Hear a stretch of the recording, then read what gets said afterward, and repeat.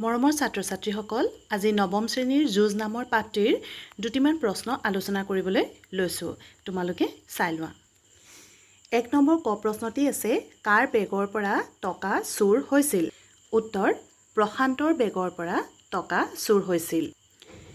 খ নম্বৰ প্ৰশ্নটি আছে, সিদ্ধাৰ্থহঁতৰ শ্ৰেণী শিক্ষকগৰাকীৰ নাম কি? উত্তৰ, সিদ্ধাৰ্থহঁতৰ শ্ৰেণীৰ শিক্ষকগৰাকীৰ নাম হ'ল মহেন্দ্ৰ ছাৰ। গ প্ৰশ্নটো আছে, নিৰ্মলে কাক বিচাৰি দোকানখনলৈ গৈছিল? উত্তৰ, নিৰ্মলে সিদ্ধাৰ্থক বিচাৰি দোকানখনলৈ গৈছিল। ঘ নম্বৰ প্ৰশ্নটো আছে, সিদ্ধাৰ্থই পেঞ্চিল বক্সত কি সাঁচি থৈছিল? উত্তৰ, সিদ্ধাৰ্থই পেঞ্চিল বক্সত দেউতাকে দিয়া চকলেটৰ বাকলি সাঁচি থৈছিল। ঙ প্ৰশ্নটি আছে, নিৰ্মলে কিয় বহুদিনৰ বাবে বাহিৰলৈ যাবলগীয়া হৈছিল? উত্তৰ, নিৰ্মলে তাৰ জটিল ৰোগৰ চিকিৎসা কৰাবৰ বাবে বাহিৰলৈ যাবলগীয়া হৈছিল। এতিয়া ৩ নম্বৰ প্ৰশ্নটোলৈ আহিছোঁ। প্ৰশ্নটো আছে, তোৰ কি হৈছে মোক ক'বই লাগিব সিদ্ধাৰ্থ। নিৰ্মলৰ এই কথাখিনিয়ে সিদ্ধাৰ্থক কেনেকৈ প্ৰভাৱিত কৰিছিল? উত্তৰ, তোৰ কি হৈছে মোক ক'বই লাগিব সিদ্ধাৰ্থ।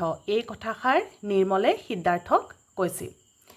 নিৰ্মল তাৰ বন্ধু সিদ্ধাৰ্থৰ স্বভাৱ চৰিত্ৰ, আচাৰ ব্যৱহাৰ আদিৰ ক্ষেত্ৰত প্ৰতিদিনে দেখা দিয়া পৰিৱৰ্তনবোৰৰ বাবে চিন্তিত হৈ পৰিছিল। পাৰিবাৰিক কাৰণত নিঃসংগতা আৰু হতাশাত ভুগি সিদ্ধাৰ্থ লাহে লাহে নিচাসক্ত হৈ পৰিছিল। নিচাজাতীয় দ্ৰব্য সেৱনৰ বাবে সি চুৰি কাৰ্যত লিপ্ত হ'বলৈও কুণ্ঠাবোধ কৰা নাছিল। এই কথাখিনি আমি পাঠত পাইছোঁ, নহয় জানো? সি নিচাজাতীয় দ্ৰব্য সেৱনৰ বাবে যেতিয়া তাৰ পইচাৰ অভাৱ হৈছিল, তেতিয়া সি মাকৰ বেগৰ পৰা পইচা চুৰ কৰিছিল, এবাৰ মাকৰ খাৰু বিক্ৰী কৰিছিল। সেই কথাখিনিকে উল্লেখ কৰা হৈছে। স্কুলত প্ৰশান্তৰ বেগৰ পৰা চুৰি হোৱা টকাকেইটা যে সিদ্ধাৰ্থই লৈছিল, নিৰ্মলে সেই কথা ভালকৈয়ে বুজি পাইছিল। কেইমাহমান আগলৈকে সিদ্ধাৰ্থ এজন সুস্থ সহপাঠী আছিল। সকলোৰে লগত খেলিছিল, হাঁহিছিল।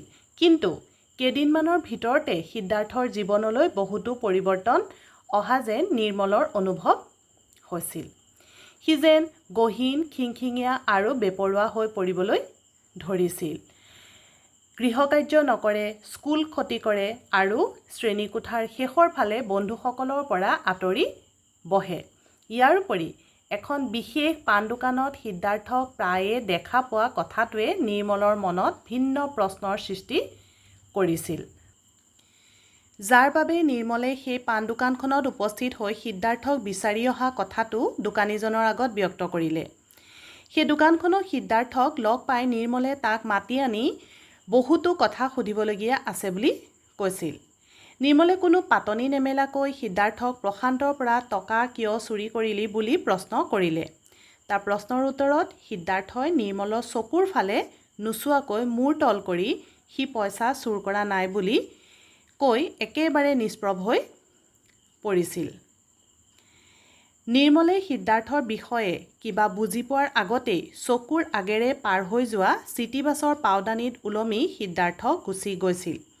চিটিবাছত উঠি যাবলৈ ধৰা সিদ্ধাৰ্থক সেই সময়তে নিৰ্মলে চিঞৰি এই কথাষাৰ কৈছিল, তোৰ কি হৈছে মোক ক'বই লাগিব সিদ্ধাৰ্থ।